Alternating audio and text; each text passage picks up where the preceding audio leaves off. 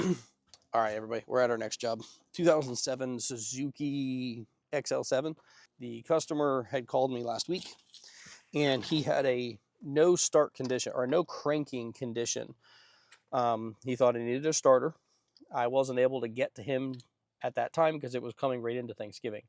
He ended up getting someone else to come out. That was a bad thing. We won't really talk about that at the moment, but somebody else came out. They ended up charging him double for the starter. It cranked, but it wouldn't start. And then now, supposedly, it doesn't crank anymore. So, key on. No check engine light. I only know that because he said that. No check engine light in there. Yeah, I got no crank whatsoever.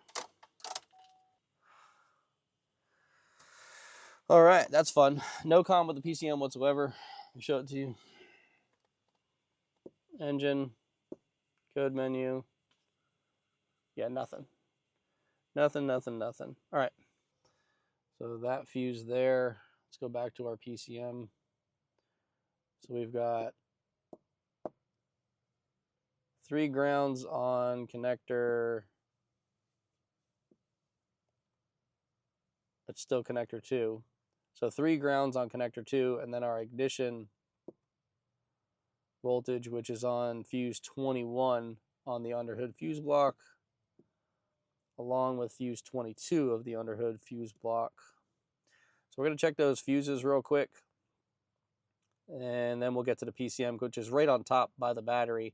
We'll check some grounds, make sure it's getting power. So we've got that. Let's go look one more thing while I'm here. I want to look at our information bus on it, and I want to see how it's linked, if this is linked like a Chevy or something else. So first thing it comes into is the EBCM, and then it jumps out to the TCM and then to the engine. So engine's the last one on the list. Let's see if we have communication with anything else in the car. We're going to do just a straight code scan. I wish freaking Snap-on had topology. My Altel has not been working with topology at all. I have no comm with anything on the high-speed lines. So I have nothing. I'm going directly to airbag, body, which tells us our loss of remote function, air conditioning. So I've got no, I don't even know if I want to chase power and ground yet, because our brake module, if my comm lines were good through the brake module, transmission module, and our engine control module, I would have communication with our EBCM and our transmission control module. And the fact that I don't tells me we have a problem somewhere.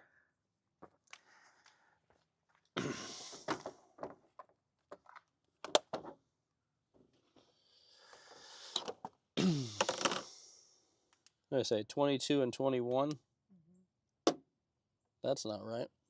Because 22 is there, but it says 21's a spare. Underhood fuse block. Fuse 22 is a 10 amp. ETC ECM fuse 21. 15 amp. This is like a different cover or something like that. Okay.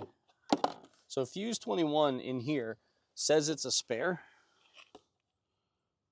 And then fuse 22 says PCM ignition. So I have something a little bit off in here. But fuse 21 is not there. I'm going to go grab a fuse. We're going to stick it in that hole and see what happens. Okay, I put a fuse in it. I don't even know if it goes to anything, but it had 2 terminals in there, so let's see what happens. The key's not on right now.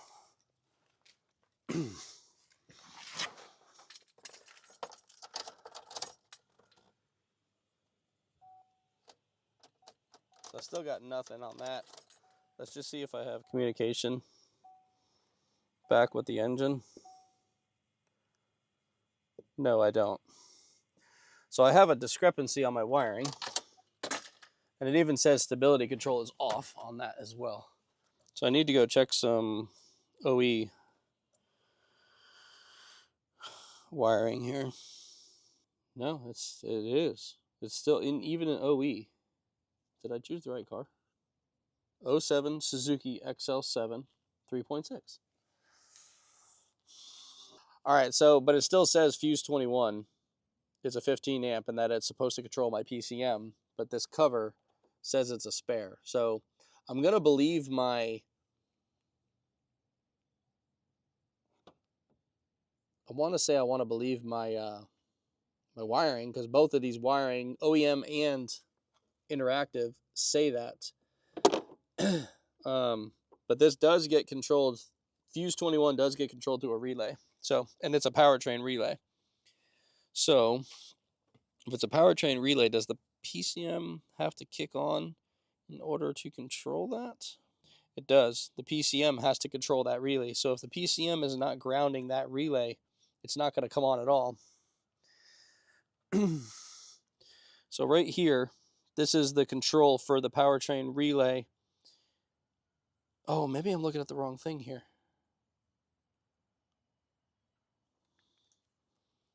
No, I'm okay. Yeah, I'm right. So that fuse will never have power on it if the PCM does not come alive and actually ground my powertrain control relay. So that's still a problem. So we're not going to get power to it on that line. And the same doesn't really show me anything on ignition main relay. That's probably internally grounded or something. Okay. Wow. All right, we need to go check the comm lines though, because since I have no communication with any other module, we need to check that first. So I need to do a little bit of reading because I need to determine if this is going to be terminating resistors or some other type of system. So I got to go read it a little bit. So I'll bring you back in just a few minutes. All right. So it's basic. It's basic GM high speed. Okay. So we should have 60 ohms of resistance across the lines. Is this thing freaking dead? Oh, okay. And we do. So we got terminating resistors, which is one's in the body control module and one's in the engine control module. So we've got that. But I don't know. Let's see what kind of voltage we have on these lines when we're trying to talk. All right, 12 volts on that.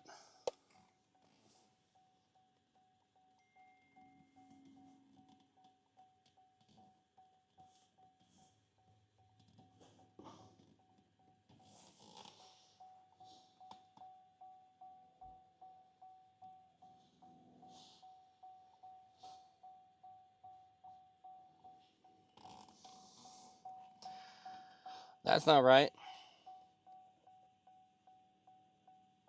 That's not right either.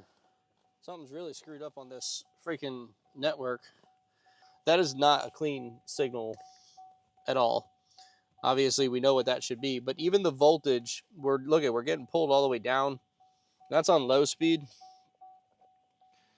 Our high speed, we're going all the way up to like 7 something volts, all the way down to 2, and it's really dirty in there.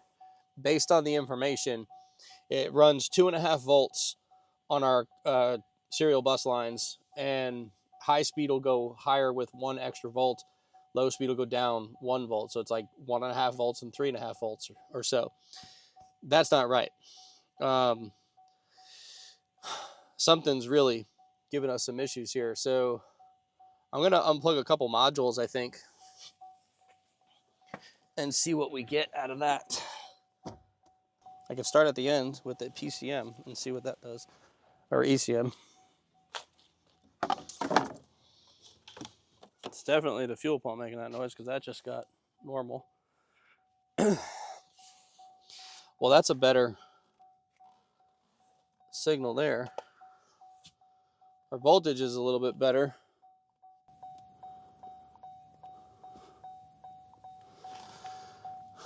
Yeah. So it looks like that ECM is actually taking our network down.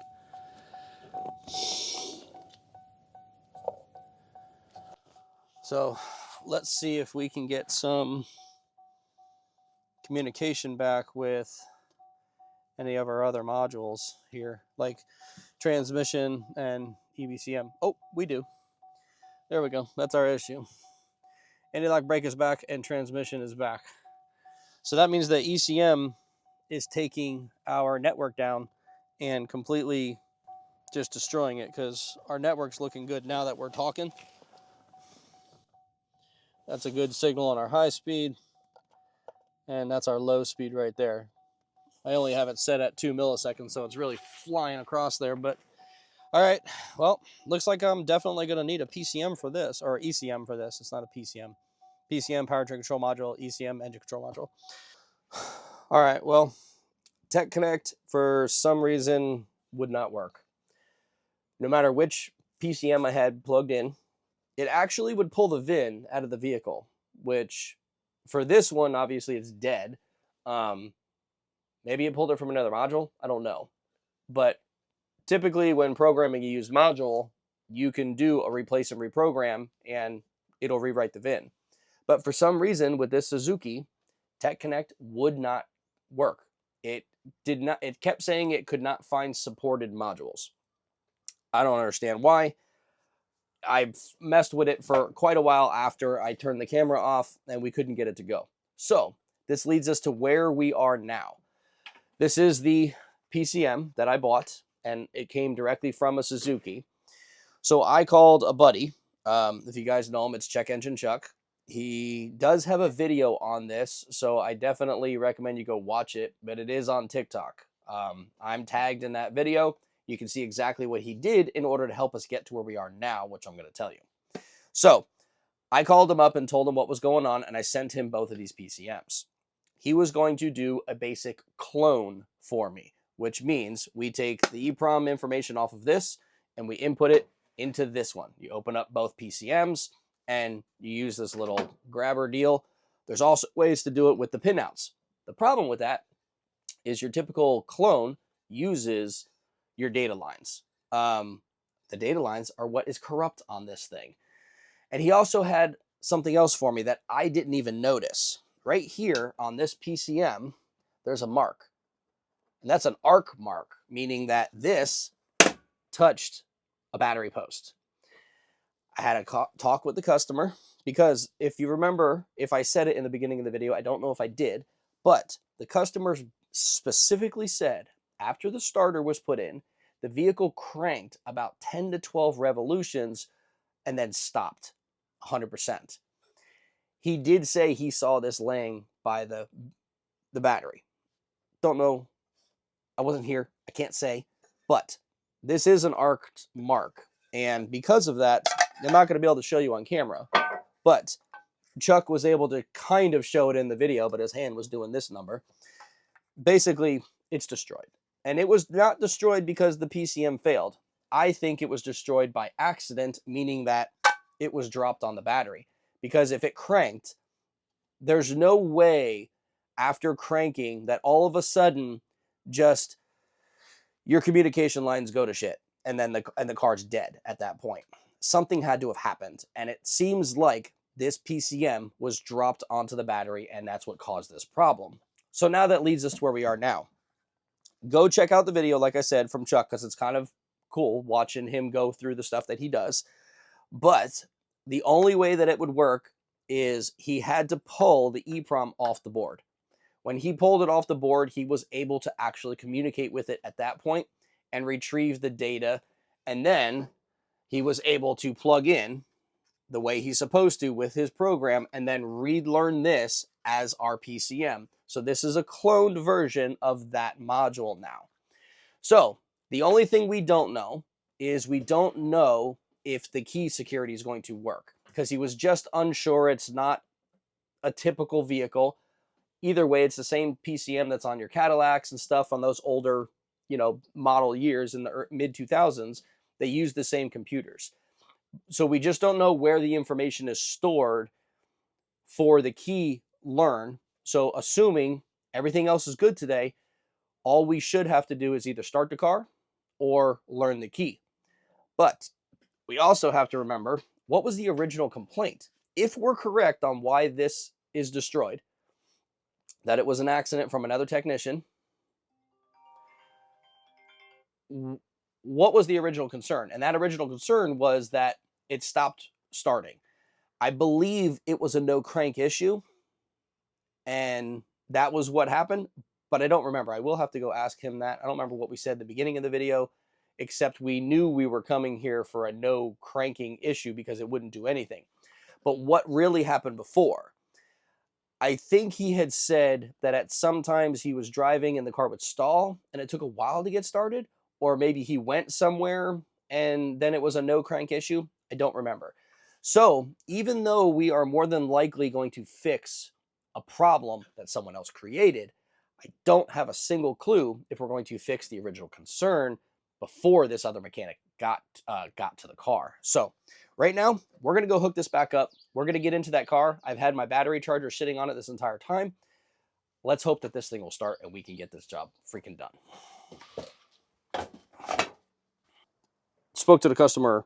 The original concern was along the lines of a starter. He went to a drive-through, turned the car off, and then it would not restart. He had to get it towed home.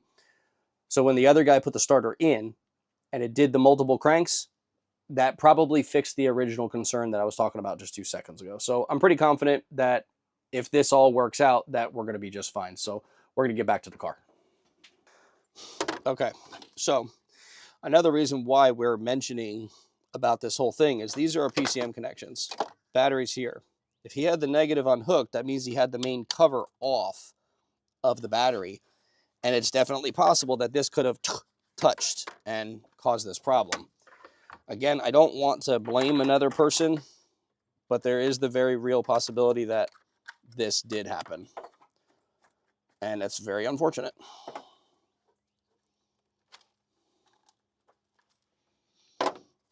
Got to change that. Okay. There we go. PCM is back in its case. We're going to leave it right here off to the side so we don't have a problem with this thing touching no damn batteries. All right, moment of truth. Let's see if this thing's going to start. Okay, well, like I said, I don't know if I'm going to have to learn a key for this or not. Let's see what happens. Okay, wipers are on.